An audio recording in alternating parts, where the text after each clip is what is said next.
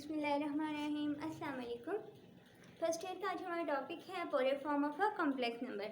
हम complex numbers पढ़ चुके हैं, कॉम्प्लेक्स नंबर की डेफिनेशन, उसकी कुछ प्रॉपर्टीज़ पढ़ चुके हैं। हमें पता है हम कैसे कॉम्प्लेक्स नंबर को मल्टीप्लाई कर सकते हैं, कैसे ऐड कर सकते हैं, कैसे सब्ट्रैक्ट कर सकते हैं, इवन उसकी multiplicative identity and additive identity, ये सब कुछ हम सीख चुके हैं, इसका बेसिक। आज हम पढ़ने जा रहे हैं पोलर फॉर्म। पोलर फॉर्म में क्या होगा, यहाँ पे हमारे पास थीटा इन्वॉल्व होगा। ठीक है, थीटा इन्वॉल्व होगा तो हम कैसे इसको प्रूव कर सकते हैं, क्या होती है पोलर फॉर्म हम कॉम्प्लेक्स नंबर की। आप जानते हैं कि complex x plus iota y, ठीक है, आपने ये पढ़ा था v is equal to x plus iota y. ये क्या है, ये जनरल फॉर्म है किसी भी कॉम्प्लेक्स नंबर की। ठीक हो गया। आज हम पोलर फॉर्म पढ़ेंगे, मीन इसमें थीटा इन्वॉल्व होगा। थीटा कैसे इन्वॉल्व होगा वो आप लोगों ने दबानी, वो मैं आपको बताती हूँ। हम एक ले लेते हैं कोऑर्डिनेट सिस्टम ले लेते हैं, ठीक है। ये एक्स प्राइम, ये y and this y prime, ठीक हो गया। हमने क्या करना है, अब हम लोगों ने एक्स वाई कोऑर्डिनेट में एक पॉइंट पी ले लेना है। एक्स वाई प्लेन में हमने क्या लिया, एक पॉइंट पी ले लिया। आप जानते हैं इस पी को मैं कहती हूँ कि कोई भी ये एक्स कोमा वाई है। एक्स कोमा वाई है, इसका क्या मतलब है, एक्स कोमा वाई क्या है, एक्स कोमा वाई एक हमारे पास कॉम्प्लेक्स नंबर है। मैंने एक पॉइंट पी लिया, उस पर कॉम्प्लेक्स नंबर था, मीन्स कि पॉइंट पी जो है वो कॉम्प्लेक्स नंबर है, x comma y x y plane में ले लिया, ठीक है।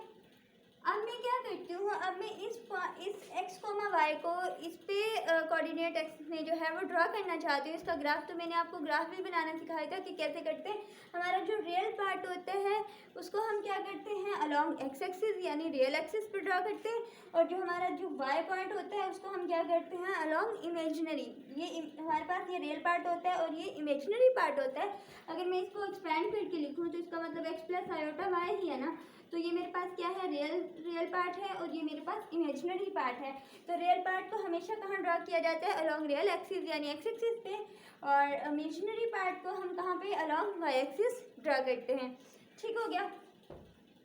तो अब हमने क्या किया, हमने एक पॉइंट ले लिया, उसका ये हम ओरिजिन ले लेते हैं।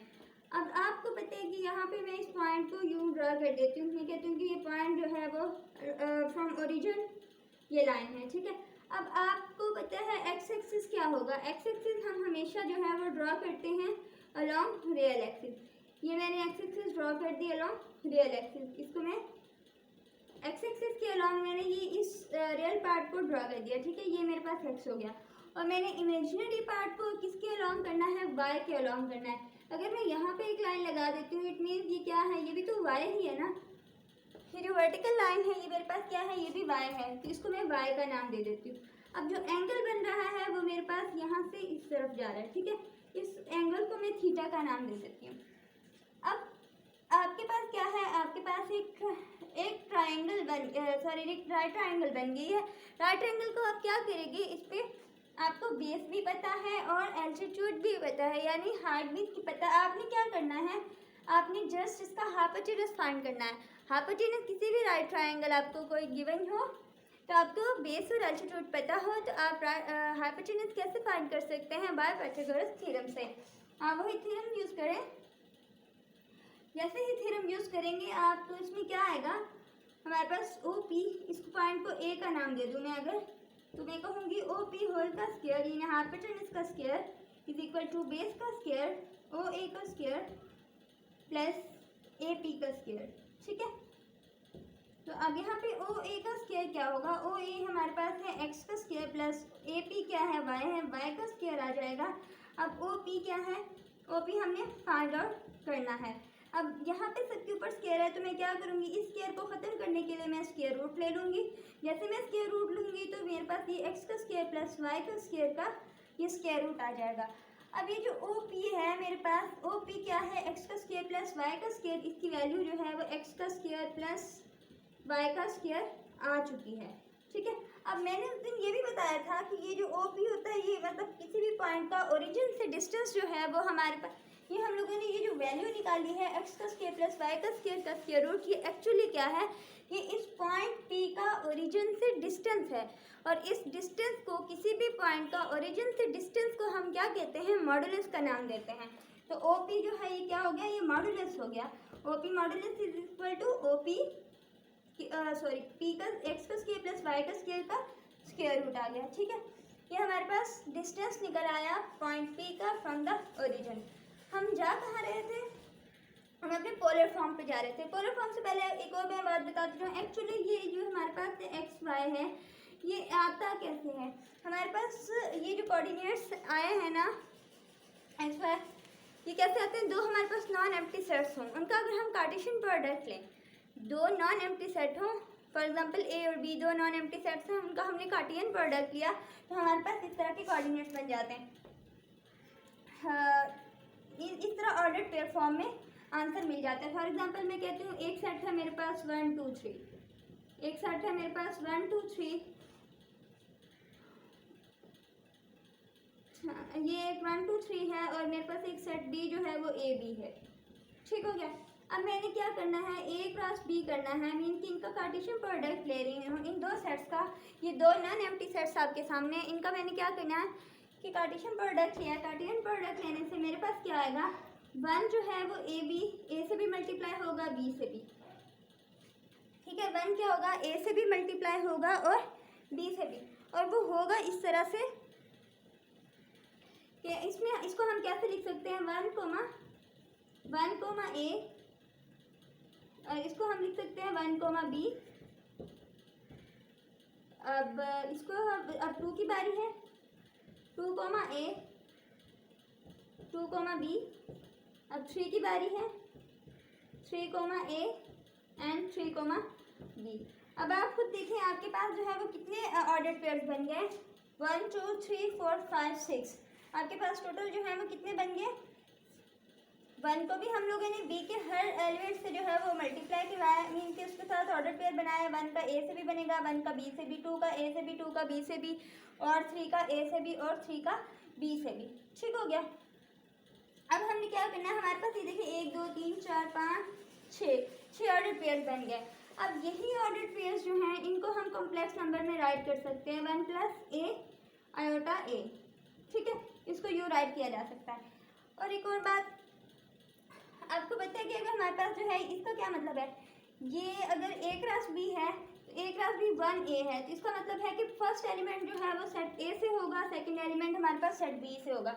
अब यहाँ पे भी आप देखें 1 कोमा बी, जितने भी ऑर्डर पेयर्स आपके पास आए, ऑर्डर पेयर्स की अगर आप तरतीब देखें तो उनका जो ऑर्डर पेयर का फर्स्ट एलिमेंट होता है वो आपके पास फर्स्ट सेट से आया हुआ होता है, और जो सेकंड एलिमेंट होता है मीन के जो इमेजिनरी पार्ट होता है वो आपके पास बी सेट से आया हुआ होता है। ठीक हो गया, ये तो एक्स्ट्रा इन्फॉर्मेशन थी। अब चलते हैं हम अपने टॉपिक की तरफ।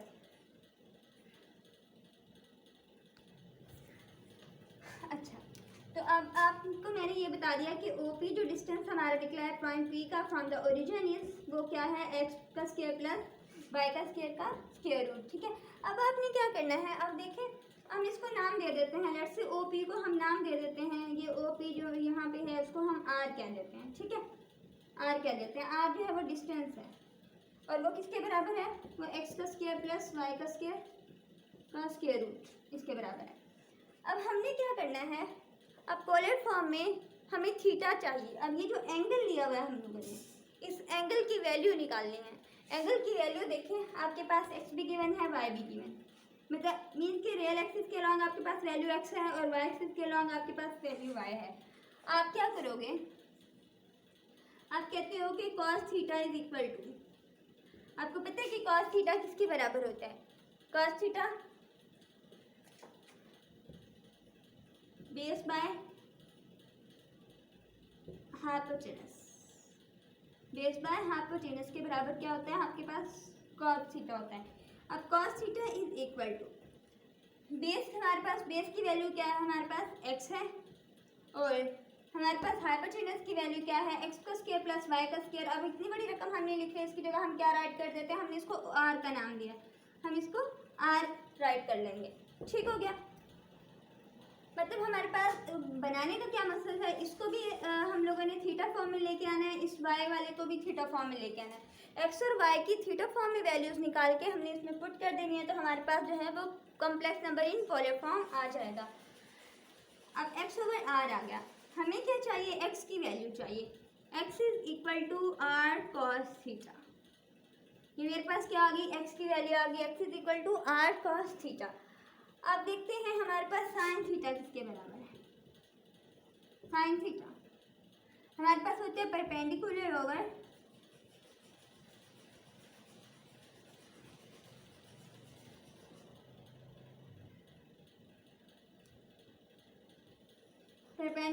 हाइपोटेनस। ठीक है, अब परपेंडिकुलर हमारे पास यहाँ पे क्या है, y है, और हाइपोटेनस मैंने क्या कहा है कि उसको हमने r का नाम दिया हुआ है, ये आपके सामने। ठीक है, हाइपोटेनस को मैंने क्या नाम दिया हुआ है, r का नाम दिया हुआ है। अब y over r is equal to sine theta, means कि हम लोगों ने x ओवर r किया तो हमारे पास cos थीटा आ गया, और y ओवर r किया तो हमारे पास साइन थीटा आ गया। तो अब हमें यहाँ से क्या वैल्यू चाहिए, y की वैल्यू चाहिए, y is equal to r sine theta. ये हमारे पास इक्वेशन नंबर 2 बन गई। x और y दोनों की वैल्यू हमारे पास आ चुकी हैं। अब हम क्या करेंगे, अब हम लोग उस इक्वेशन में पुट कर देंगे z is equal to x plus iota y में। ठीक हो गया, अब यहाँ पे पुट कर दें। अब z is equal to x की वैल्यू क्या है आपके पास, r cos theta plus iota, y की वैल्यू आपके पास क्या है, r साइन थीटा।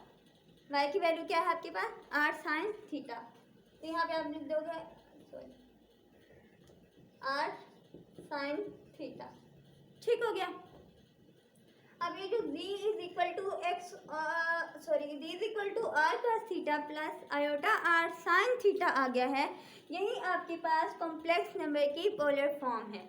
अब आप सोच रहे होंगे कि अब ये थीटा, अगर थीटा गिवन हो या थीटा की वैल्यू फाइंड करनी हो, तो थीटा की वैल्यू फाइंड करने के लिए हमारे पास क्या फार्मूला होगा, आप जानते हैं। अगर हमारे पास ये हो, अगर हम क्या करें,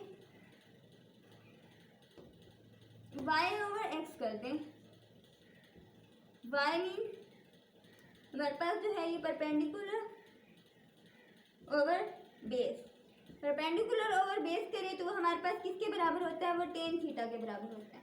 ठीक है, परपेंडिकुलर ओवर बेस करें तो हमारे पास किसके बराबर होता है, टेन थीटा के बराबर होता है। इसका क्या मतलब है, tan theta is equal to y over x हो गया। अब थीटा फाइंड करने के लिए हम क्या करेंगे, टेन को दूसरी साइड पे ले जाएंगे, टेन को दूसरी साइड पे लेके गए तो tan of inverse y over x हो गया। तो ये हमारे पास थीटा फाइंड करने का फार्मूला बन गया, theta is equal to tan of inverse y over x. ठीक हो गया। अब यहाँ पे हम लोगों ने इसकी बात कर ली, लेकिन अब हमें आर भी चाहिए, आर भी चाहिए। आर क्या था, वो टोटल डिस्टेंस था पी पॉइंट का फ्रॉम ओरिजिन से। ठीक है, ओरिजिन से पी का डिस्टेंस था हमारे पास, जो मैंने आपको पहले ही स्टार्टिंग में कैलकुलेट करके दिखा दिया कि आर की वैल्यू क्या होगी। आर की वैल्यू है हमारे पास एक्स का स्क्वायर प्लस वाई का स्क्वायर रूट। अब आपने polar form of complex number याद रखना है कि पोलर फॉर्म क्या होती है, z is equal to r cos theta plus iota r sine theta. अब यहाँ पे r की वैल्यू भी याद रखनी है कि x का स्क्वायर प्लस y का स्क्वायर रूट। और थीटा कैसे कैलकुलेट करेंगे, इसमें से थीटा की वैल्यू कैलकुलेट करने का भी तरीका मैंने बता दिया थी। Tan theta is equal to y over x and theta is equal to tan of inverse y over x. ठीक हो गया, आप इस फार्मूला से थीटा कैलकुलेट कर सकते हैं। ये हो गया। अब हम एक्सरसाइज में जब एक्सरसाइज पे जाएंगे तो हम इससे रिलेटेड कुछ क्वेश्चंस करेंगे। ठीक है, पोलर फॉर्म को सिंप्लीफाई करेंगे जो कि कॉम्प्लेक्स नंबर की हमें गिवन होगी। तो अब इसके बाद हम करते हैं डी मॉर्गन्स थ्योरम क्या होती है। अब देखिए हमारे पास है डी मॉर्गन्स थ्योरम। ठीक है, ये कैसे होता है, अगर हमारे पास ये हमें कॉम्प्लेक्स नंबर्स को सिंप्लीफाई करने के लिए हम इसको यूज़ करते हैं। आपने अभी कॉम्प्लेक्स नंबर का पोलर फॉर्म पढ़ा था। पोलर फॉर्म अभी हमने क्या पढ़ा है कि z is equal to r cos theta plus iota r sine theta. ठीक है, ये हम एक कॉम्प्लेक्स फॉर्म जो कॉम्प्लेक्स नंबर्स का पोलर फॉर्म पढ़ चुके हैं, ये हमने अभी कैलकुलेट किया। अगर हम इसमें से r को कॉमन ले लें, r कॉमन ले लें, हमारे पास क्या बचता है, cos theta plus iota sine theta, iota sine theta, हमारे पास ये वाली वैल्यू आती है। अब जो डी मॉर्गन्स थ्योरम है वो क्या करता है, वो जस्ट इस चीज़ के बारे में बताता है। तो उसमें आर इन्वॉल्व नहीं है, ठीक है। Cos theta plus iota sine theta. तो डी मार्क्स का कहना है कि अगर हमारे पास cos theta plus iota sine theta हो और उसकी कोई भी पावर n हो, हम कॉम्प्लेक्स फॉर्म में ये जो कॉम्प्लेक्स नंबर्स की पोलर फॉर्म है, हम इसको इजीली सिंप्लीफाई नहीं कर सकते। जिस तरह हमें पहले कोई भी एक कुछ एक्सप्रेशन दी हुई थी और हम मीन के ऑर्डर पेयर में लिखे हुए थे कोई कॉम्प्लेक्स नंबर या फिर सिंपली कॉम्प्लेक्स नंबर्स राइट किए हुए थे और हमें उससे कहा गया था कि आप इसके इमेजिनरी और रियल पार्ट्स को सेपरेट करें, तो हम इजीली उसको सिंप्लीफाई करके सेपरेट कर सकते थे। लेकिन अगर हमारे पास इस तरह हो कि पोलर फॉर्म में कॉम्प्लेक्स नंबर गिवन है और उसकी कुछ पावर्स हों, तो उसको सिंप्लीफाई करना थोड़ा मुश्किल हो जाता है। उसके लिए हम क्या यूज़ करते हैं, डी मॉर्गन्स थ्योरम यूज़ करते हैं। मीन्स अगर हमारे पास cos theta plus iota sine theta, अगर यहाँ पे आर जो है डी मॉर्गन्स में आर इज इक्वल टू 1 है, ठीक है। इस तरह से यहाँ पे वो राइट नहीं करेंगे, ताकि अगर इसकी पावर n हो तो हम क्या करते हैं, डी मॉर्गन्स कहता है अगर इसकी power cos theta plus iota sine theta whole की पावर n हो तो ये n जो है वो एंगल के साथ मल्टीप्लाई हो जाता है। Cos n theta plus iota sine n theta, इसका रिजल्ट हमारे पास ये आ जाता है। अगर हमारे पास cos theta plus iota sine theta हो, ठीक है, और उसकी कोई पावर जो है वो n हो, n कोई भी n कोई भी integer, for all n belongs to the, n जो है कोई भी इंटीजर हो, ठीक है। प्लस भी हो सकती है वैल्यू, कोई भी माइनस वैल्यू भी हो सकती है, चाहे पावर जैसी भी हो। हमने क्या करना है, हम इसको यूँ राइट कर सकते हैं, ये n जो है वो कॉस की थीटा के साथ एंगल के साथ मल्टीप्लाई हो जाएगा, यहाँ भी n जो है इसके एंगल के साथ मल्टीप्लाई हो जाएगा। Cos n theta plus iota sine n theta बन जाएगा, ठीक हो गया। ये हमारे पास क्या है, डी मॉर्गन्स थ्योरम है। इसको हम नेक्स्ट जो है वो यूज़ करेंगे अपनी क्वेश्चंस में। अब मैं आपके पास एक एग्जांपल लेके आई हूँ, ये आपके सामने एक एग्जांपल रखी है मैंने, क्वेश्चन है। अगर आप गौर करें तो ये हमारे पास कॉम्प्लेक्स नंबर है, ठीक है। अब इसको हम लोगों ने इसमें से रियल और इमेजिनरी पार्ट को अलग अलग करना है। सेपरेट करने के लिए हम क्या करेंगे, हम समटाइम्स जो है वो सिंप्लीफिकेशन पहले वाली करते हैं, जैसे जनरली हम पहले कॉम्प्लेक्स नंबर्स की सिंप्लीफिकेशन करते थे। लेकिन नहीं, यहाँ से हमें क्या पता चलेगा कि अगर हमारे पास इसकी कोई पावर है, ठीक है, अदरवाइज इसकी कोई पावर है, तो हमारे पास ये क्या है, हमारे पास एक डी मॉर्गन्स थ्योरम से रिलेटेड होगा। जब भी पावर आएगी तो हमें क्या याद आना चाहिए, डी मॉर्गन्स थ्योरम यूज़ करना होगा। लेकिन वो कब करना होगा, अगर डी मॉर्गन्स थ्योरम हमारे ध्यान में आता है तो हमें ये सबसे पहले सोचना है कि डी मॉर्गन्स थ्योरम लगता कहाँ पे, हमेशा कॉम्प्लेक्स नंबर्स के ये पोलर फॉर्म में यूज़ होता है डी मॉर्गन्स, ठीक है।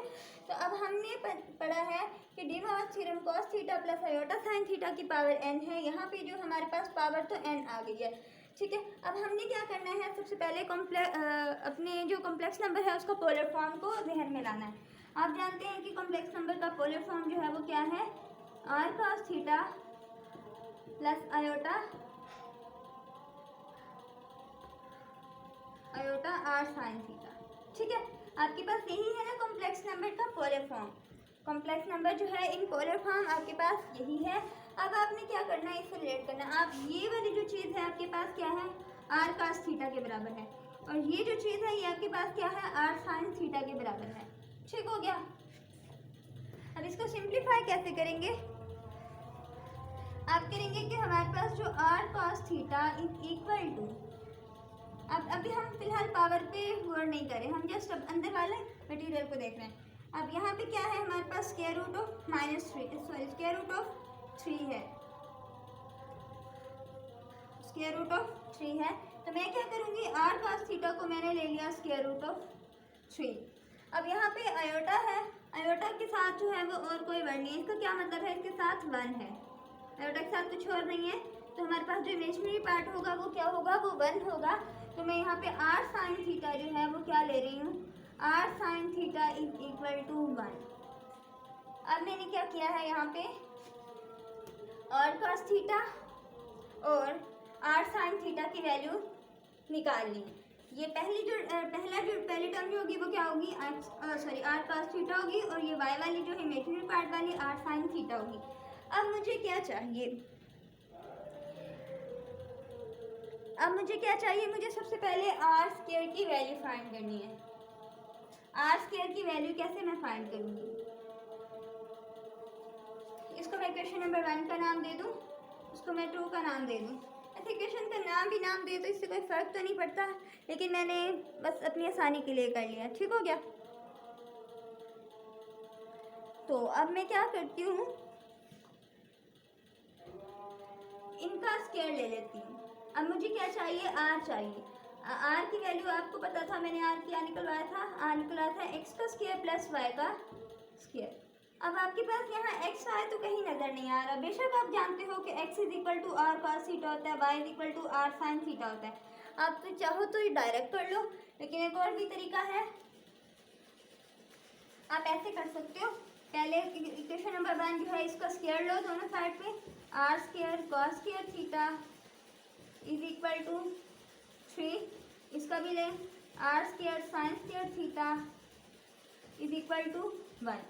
फिर इन दोनों को ऐड कर लें, r square cos square theta plus r square sine square theta is equal to 3 plus 1 हो गया। अब आप जानते हैं इसमें से आर स्क्वायर को कॉमन लिया जा सकता है, आर स्क्वायर कॉमन ले लिया, cos square theta plus sine square theta is equal to 3 plus 1 is 4।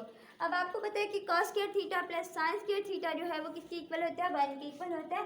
तो हम इसकी जगह हम क्या पुट कर सकते हैं, 1 पुट कर सकते हैं। इट मीन आर का स्क्वायर इज इक्वल टू 4 आ गया। अब आर का स्क्वायर है तो हम इसको ख़त्म करना चाहें तो अब क्या लेंगे, दोनों तरफ स्क्वायर रूट लेंगे, तो हमारे पास आर की जो वैल्यू आ जाएगी वो क्या आएगी, 2 आ जाएगी। हमारे पास जो यहाँ पे आर की वैल्यू आ गई है 2 आ गई है। हमने आर को कैलकुलेट कर लिया है। ठीक है, आप ये भी कर सकते थे कि x is equal to r cos theta जो है ये रखते हैं, y is equal to r sine theta रखते हैं, फिर उनकी वैल्यूज पुट करते हैं, उनका स्क्वायर लेते हैं। यूँ भी आर निकाला जा सकता है, लेकिन आर का ये भी तरीका, हमने r cos theta is equal to this, r sine theta is equal to this, फिर इनका स्क्वायर लिया, इनका स्क्वायर लेने से इनको ऐड किया, ऐड करने से आर की वैल्यू निकल आई। आप डायरेक्ट फार्मूला में भी पुट करके निकाल सकते थे। ठीक हो गया, मैंने आर की वैल्यू निकाल ली है। अब मैं क्या करूँगी, मुझे और क्या चाहिए, मुझे अब थीटा चाहिए और इसको सिंप्लीफाई करना है। तो सिंप्लीफाई करने के लिए मैं क्या करूँगी, सबसे पहले तो मैं थीटा निकाल लूँ। अब यहाँ पे मैं थीटा निकालने जा रहा हूँ। मैंने आपको थीटा बताया था, थीटा कैसे निकालते हैं हम, tan theta is equal to y over x. यही फार्मूला था हमारे पास, यही फार्मूला था ना। तो अब y जो है हमारे पास किसके बराबर होता है, आर साइन थीटा के बराबर होता है। अब यहाँ पे आर साइन थीटा हमारे पास क्या है, वो 1 के बराबर है। y किसके बराबर होता है हमारे पास, आर साइन थीटा के बराबर होता है, और x जो है वो हमारे पास आर कॉस थीटा के बराबर होता है। अब यहाँ पे आर साइन थीटा जो है वो किसके बराबर है, वो 1 के बराबर है, जबकि आर कॉस थीटा जो है वो मेरे पास स्क्वायर रूट ऑफ 3 के इक्वल है। ठीक हो गया।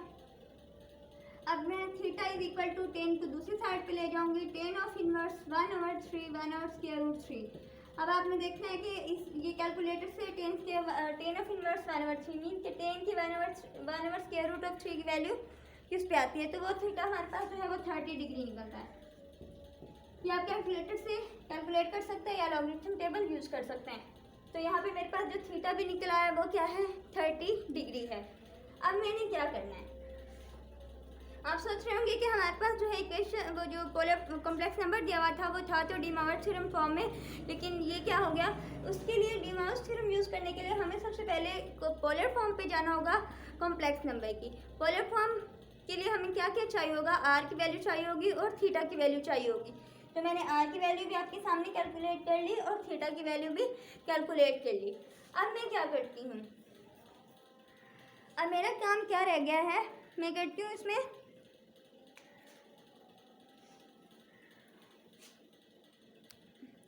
अब अपने क्वेश्चन की तरफ आती हूँ।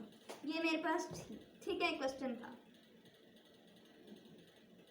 अब मैंने क्या करना है, इसको पोलर फॉर्म में राइट करना है। पोलर फॉर्म में कैसे राइट करूँगी मैं, पोलर फॉर्म में राइट करने का तरीका था आर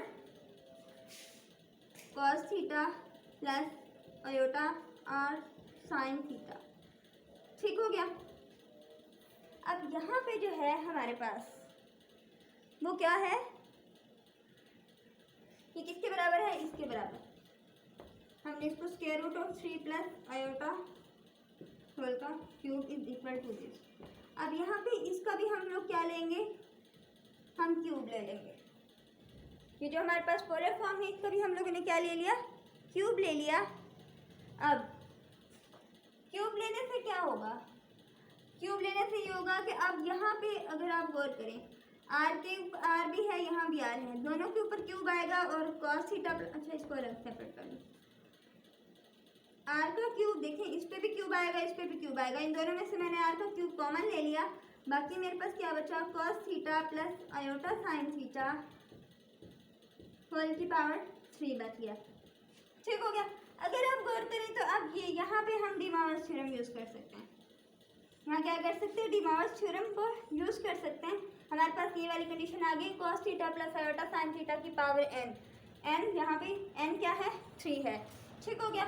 अब मैं क्या करूँगी, अब मैं इस स्टेप से इस स्टेप पे आऊँगी, आर का cube is equal to cos, यहाँ पे ये जो हमारे पास पावर है वो क्या होगी, अंदर एंगल के साथ मल्टीप्लाई हो जाएगी, cos 3 theta plus iota sign 3 theta. ठीक हो गया। अब यहाँ पे आर है, आर की जगह मैं क्या राइट करूँ, मैं एक्चुअली ये जो हमारे पास कॉम्प्लेक्स फॉर्म में दिया हुआ है इसको मैं इसके रियल और इमेजिनरी पार्ट्स को सेपरेट करने जा रही हूँ, इस वजह से ये सारा काम करना पड़ा। आर की वैल्यू हम क्या पुट करेंगे, आर मेरे पास आया था 2, आर की वैल्यू क्या आई थी, मेरे पास 2 आई थी।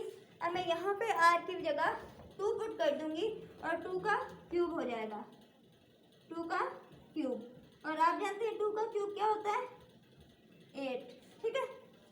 अब मैंने क्या करना है, यहाँ पे तो cos 3 theta plus iota sign 3 theta, अब cos 3, अब थीटा की वैल्यू देखें, थीटा भी मैं निकाल चुकी हूँ, थीटा में क्या पुट करूँगी, यहाँ पे 30 डिग्री पुट करूँगी, 30 डिग्री हो गया। ठीक है, प्लस आयोटा साइन 3 फार्मूला 3 ये वाला, और थीटा की जगह अगेन 30 डिग्री पुट कर दूँगी। ठीक हो गया। अब हम क्या करेंगे, cos 30 की वैल्यू और sin 30 की वैल्यू हम फाइंड कर लेंगे। जैसे हम इनको फाइंड करते हैं हमारे पास, या फिर ऐसे करेंगे 30 को 3 से मल्टीप्लाई कर लेंगे, 30 को भी 3 से मल्टीप्लाई करेंगे, तो 30 को जब 3 से मल्टीप्लाई करेंगे हमारे पास क्या आएगा, 90 आएगा। cos 90 की वैल्यू देखिए और sin 90 की वैल्यू देख लेंगे, यहाँ पे आएगा 8 हो जाएगा। अब यहाँ पे क्या करते हैं, हम cos 90 कर देते हैं, cos 90 degree plus iota sin 90 degree. ठीक हो गया। अब आप जानते हैं कि cos 90 की क्या वैल्यू होती है, cos 90 0 के इक्वल होता है, cos 90 0 के इक्वल होता है, और प्लस sin 90 जो है वो sin 90 की वैल्यू क्या होती है हमारे पास 1 होती है। ठीक है, आयोटा इंटू sin 90 की जगह मैं 1 पुट करूँगी, तो 1 को जब आयोटा से मल्टीप्लाई करवाएंगे तो हमारे पास अकेला क्या बच जाएगा, आयोटा बच जाएगा। अब मेरे पास क्या वैल्यू आ गया, अब 8 को मैं अंदर मल्टीप्लाई करती हूँ, 8 को 0 से प्लस 8 को आयोटा से, सॉरी 8 को जब मैं 0 से मल्टीप्लाई करवाऊँगी तो मेरे पास क्या आएगा, 0 आ जाएगा, 0 प्लस 8 आयोटा। अगर आप वर्क करें 0 प्लस 8 आयोटा आ गया है, तो इसका क्या मतलब है, हमारे पास ये जो है वो 0 real number, sorry real part, और 8 जो है वो इसके साथ आयोटा है, और वो मेरे पास क्या आ गया, इमेजिनरी पार्ट आ गया। जो मेरे पास आंसर आया ना वो 0 प्लस 8 आयोटा आया। ठीक है। अब यहाँ पे क्या है, 0 किसके इक्वल है, के root of 3 plus iota whole की पावर 3 किसके बराबर है, 0 प्लस 8 आयोटा। इसका मतलब है 0 जो है वो मेरे पास रियल पार्ट है, इसका, और यहाँ पे 8 जो है वो मेरे पास क्या है, वो इमेजिनरी पार्ट है। तो हमारा ये क्वेश्चन कंप्लीट हो गया, क्योंकि हमारा जो टारगेट था वो यही था कि हमारे पास एक क्वेश्चन दिया हुआ था square root of 3 plus iota whole की पावर 3, इस फॉर्म में दिया हुआ था, इसकी पावर 3 था, हमें पता चल गया। तो ये हमें क्या है, पोलर फॉर्म में दिया हुआ है कोई भी कॉम्प्लेक्स नंबर। ठीक है, इसको पोलर फॉर्म में इसको इक्वल रखा, पोलर फॉर्म किससे पता चला था, जस्ट हमें ये जो ऊपर पावर थी ना इससे पता चला। जब पावर ही हो तो इसका मतलब डी मॉर्गन्स थ्योरम यूज़ हुआ, डी मॉर्गन्स थ्योरम हमारे पास पोलर फॉर्म पे ही अप्लाई होता है। इसको पोलर फॉर्म में राइट किया हम लोगों ने, और पोलर फॉर्म पे राइट करने के बाद हमने एक्स और वाई की वैल्यूज़ निकाली, आर की वैल्यू निकाली, और उसके अलावा हमने थीटा की वैल्यू कैलकुलेट की। उसको फार्मूला में इनपुट करते हुए सिंप्लीफाई करते हुए हम लोग जो रिजल्ट निकाल चुके हैं वो हमारे पास 0 और 8 आयोटा आ गया। 0 हमारे पास यहाँ पे रियल नंबर है और 8 जो है वो इमेजनरी, सॉरी यहाँ पे 0 रियल पार्ट है और 8 इमेजनरी पार्ट है। तो अब हमारे पास क्या हुआ, ये क्वेश्चन जो है हम लोग कर चुके। आप भी प्रैक्टिस कीजिएगा ऐसे क्वेश्चंस की, नहीं तो जब एक्सरसाइज करेंगे मैं दोबारा से एक ऐसा क्वेश्चन रिवाइज करवा दूँगी। अब के लिए इतना ही काफ़ी है, ठीक है। अब के लिए इजाज़त दीजिए, अल्लाह हाफ़िज़।